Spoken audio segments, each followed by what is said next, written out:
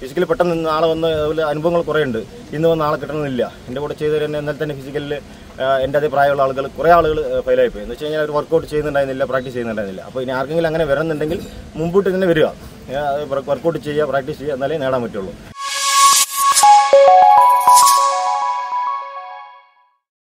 എല്ലാവർക്കും students athletic അക്കാഡമിയുടെ ഒരു പുതിയ വീഡിയോയിലേക്ക് സ്വാഗതം.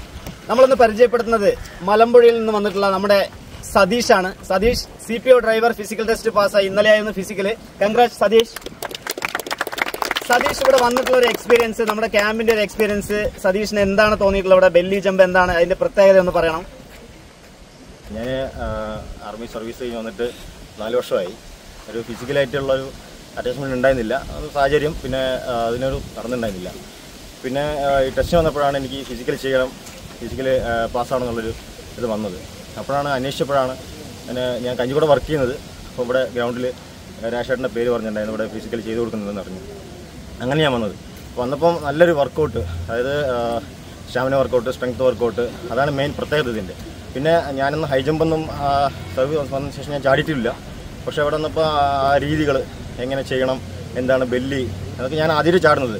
അപ്പോൾ എനിക്ക് നല്ല രീതിയിൽ എനിക്കത് പ്രയോഗിക്കാൻ പറ്റി. അതുപോലെ തന്നെ ഫിസിക്കലിൽ എനിക്ക് ഫസ്റ്റ് അറ്റംപ്റ്റ് തന്നെ എല്ലാം എനിക്ക് 5 എണ്ണം ക്ലിയർ ചെയ്യാൻ പറ്റി. തീർച്ചയായിട്ടും രാജേട്ടൻ്റെ വർക്കൗട്ടിലൂടെ തന്നെ എനിക്ക് സഹായിക്കാൻ പറ്റിയത്. താങ്ക് യു രാജേട്ടാ. അതുപോലെ തന്നെയാണ് ഇനിയും അതുപോലെ തന്നെ ഫിസിക്കൽ നേടാനുള്ള ബാക്കി കുറേ പേരുണ്ട്. CPO ഡ്രൈവർ, അതുപോലെ തന്നെ CPO, ഒരുപാട് കാര്യങ്ങൾ വരാം. അപ്പോൾ അവർക്ക് ആർക്കെങ്കിലും ഫിസിക്കൽ കിട്ടണം എന്നുണ്ടെങ്കിൽ മുമ്പിനെ വരിക. അതായത് ഫിസിക്കലി പെട്ടെന്ന് നാളെ വന്ന് അതുപോലെ അനുഭവങ്ങൾ കുറേ ഉണ്ട്. ഇന്ന് വന്ന് നാളെ കിട്ടണമെന്നില്ല. എൻ്റെ കൂടെ ചെയ്ത് തന്നെ എന്നാൽ തന്നെ ഫിസിക്കലിൽ എൻ്റെ അതേ പ്രായമുള്ള ആളുകൾ കുറേ ആളുകൾ ഫെയിലായിപ്പോയി. എന്ന് വെച്ച് കഴിഞ്ഞാൽ അവർ വർക്കൗട്ട് ചെയ്യുന്നുണ്ടായിരുന്നില്ല, പ്രാക്ടീസ് ചെയ്യുന്നുണ്ടായിരുന്നില്ല. അപ്പോൾ ഇനി ആർക്കെങ്കിലും അങ്ങനെ വരുന്നുണ്ടെങ്കിൽ മുമ്പോട്ട് തന്നെ വരിക, വർക്കൗട്ട് ചെയ്യുക, പ്രാക്ടീസ് ചെയ്യുക, എന്നാലേ നേടാൻ പറ്റുള്ളൂ. ഇതെനിക്ക് പറയാനുള്ളത്.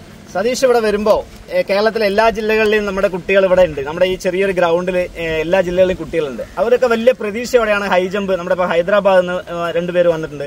അപ്പോൾ ഇവരൊക്കെ നമ്മളെ സമീപിക്കുന്നത് ഹൈ ജമ്പിനും ലോങ് ജമ്പിനും വേണ്ടിയിട്ടാണ്. എന്തായാലും ഇനിയുള്ള ആളുകൾക്ക് സതീഷിന് എന്താ പറയാനുള്ളത്? ഇനി ഇവിടെ വന്നാൽ 100% കിട്ടുമോ, ഹൈ ജമ്പ് എന്നുള്ള ഐറ്റം കിട്ടുമോ ഇല്ലയോ എന്നുള്ളതൊന്ന് ജസ്റ്റ് പറയാം. അതെ, തീർച്ചയായിട്ടും. ഇന്നലെ ഹൈ ജമ്പിൽ തന്നെയാണ് കുറേ പേര് അതിൽ ഫെയിലായിട്ടുണ്ടായിരുന്നത്. അപ്പോൾ നമ്മുടെ ക്യാമ്പിൽ വന്ന് ഒരു 5-6 പേരുണ്ടായിരുന്നു. എല്ലാവരും ഫസ്റ്റ് അറ്റംപ്റ്റ് തന്നെ ഹൈ ജമ്പ് പാസ്സായി എന്നുള്ളതാണ് അതിൻ്റെ ഒരു പ്രത്യേകത. അപ്പോൾ ഹൈ ജമ്പിൽ കിട്ടാത്തവരല്ലേ ഇവിടെ വന്നത് 100% എല്ലാ ഈവനും കിട്ടും എന്നുള്ള ഉറപ്പാണ്. പക്ഷേ ഹൈ ജമ്പ് പ്രത്യേകതയാണ്. മറ്റുള്ള ക്യാമ്പുകളിൽ കുറേ കുട്ടികൾ വന്നു, പക്ഷേ അവരെല്ലാം ഹൈ ജമ്പിൽ ഒരു ഫെയിലായിരുന്ന രീതിയാണ് കണ്ടത്. പക്ഷേ നമ്മുടെ അവിടെ വന്നു കഴിഞ്ഞാൽ തീർച്ചയായിട്ടും ഹൈ ജമ്പ് നമുക്ക് അത് നേടിയെടുക്കാൻ കഴിയും. എന്തായാലും ഒരിക്കൽ കൂടി താങ്ക് യു. എന്തായാലും ഫിസിക്കൽ CPOനൊക്കെ ഫിസിക്കൽ നോക്കുന്ന ആളുകൾക്ക് എത്രയും പെട്ടെന്ന് ഇവിടെ വരിക. നിങ്ങൾക്ക് കുറച്ച് വർക്കൗട്ടുകൾ കിട്ടിയാൽ, നമ്മുടെ വർക്കൗട്ട് വീഡിയോസ് ഒന്നും നമ്മൾ അതിന്റെ ഗുട്ടൻസ് ഒന്നും ഞാൻ വീഡിയോയിൽ ഇട്ടിട്ടില്ല.